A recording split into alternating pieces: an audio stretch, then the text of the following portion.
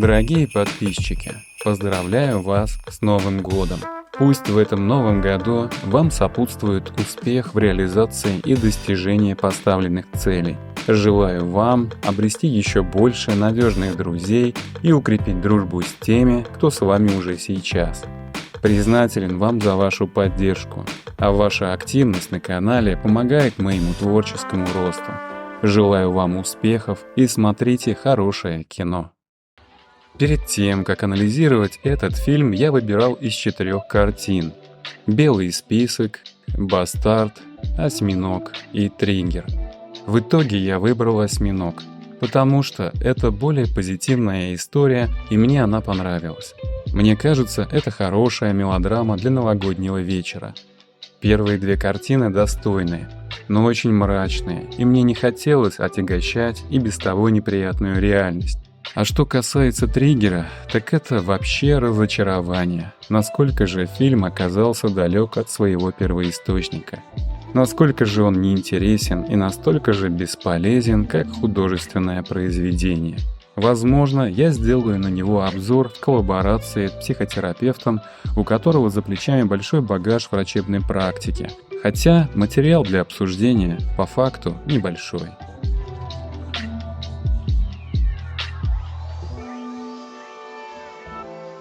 Герой истории находится в состоянии глубокой депрессии, которую он успокаивает или заглушает алкоголем. Он находится в состоянии суицидальной готовности. Создатели не объясняют длительность и тяжесть психотравмы, а только указывают на существование психического расстройства, когда человек находится в состоянии пассивного реагирования. После короткой сцены с девушкой, не обремененной социальной ответственностью, герой мобилизует поисковую активность решения выхода из тяжелого психосостояния. Вы можете спросить, а почему именно девушка легкого поведения?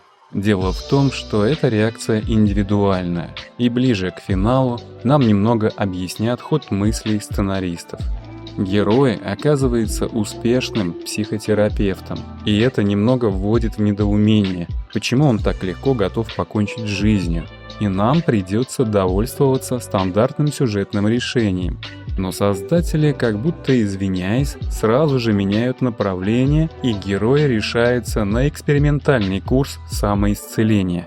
Как обрести счастье, то есть определить путь к этому самому счастью.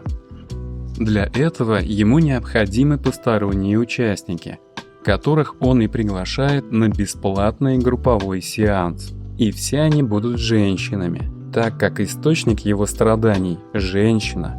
И только женщины, по его мнению, могут дать ему то, что ему необходимо. Можно предположить, что действующие женские персонажи – это собирательный прообраз растерянности и дезориентации расколотой женской личности, каждая из которых децентрализована и парализована. Главный герой – Александр Сергеевич Симонов.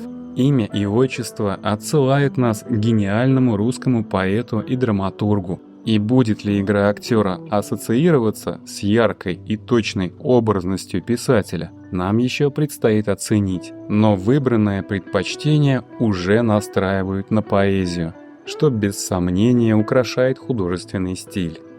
Картина мягко погружает зрителя в индивидуальный микрокосмос персонажей, в их переживания, надежды и неудовлетворенность. Камерная сцена становится катализатором изменения в исследовании внутренних состояний. И, на мой взгляд, создателям удается эмоционально вовлечь зрителя в процесс терапевтической реконструкции.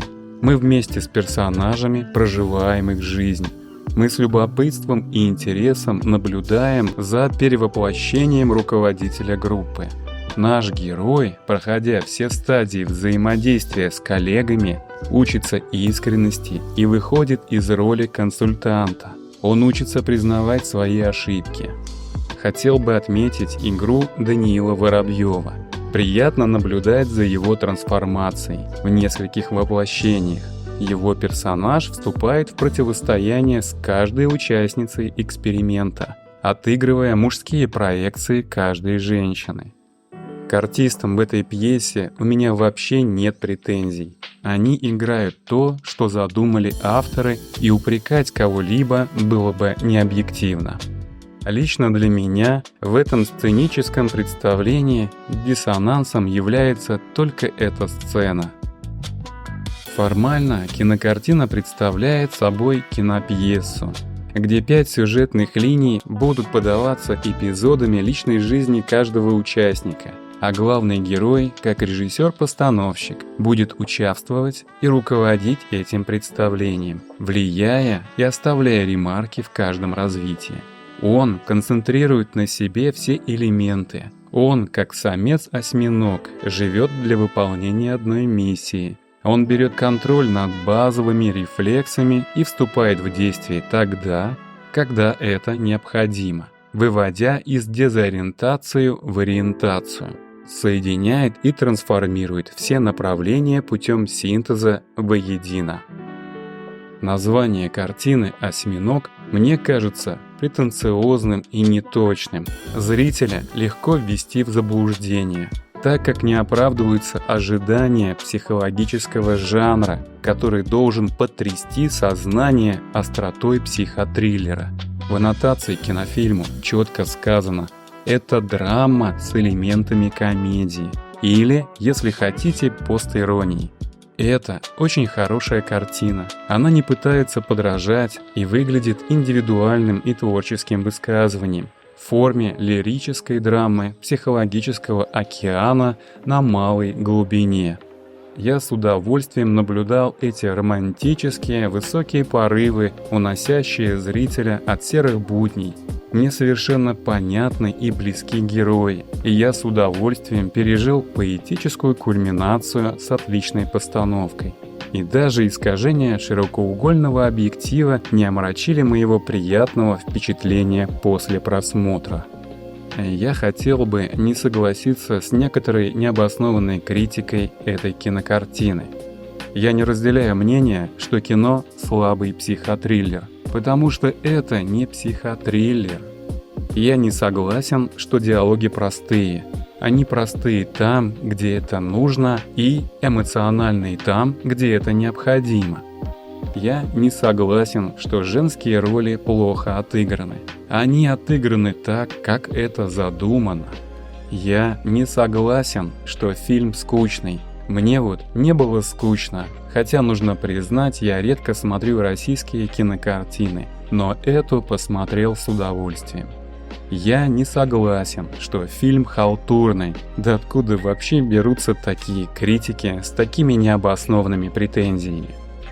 В картине очень много женского, но мне кажется, это не будет проблемой. Если смотреть фильм вместе со своей второй половинкой, то это неплохой повод посидеть новогодним вечером дома в уютной компании любимого человека, разливая игристое вино в прозрачные флюты, нашептывающие изящные мелодии Ардала. Благодарю вас за просмотр. Желаю вам хороших новогодних выходных. Комментируйте, что вы думаете об этом кино. Чем больше вашей поддержки, тем больше видео на моем канале. Доброго вам времени суток!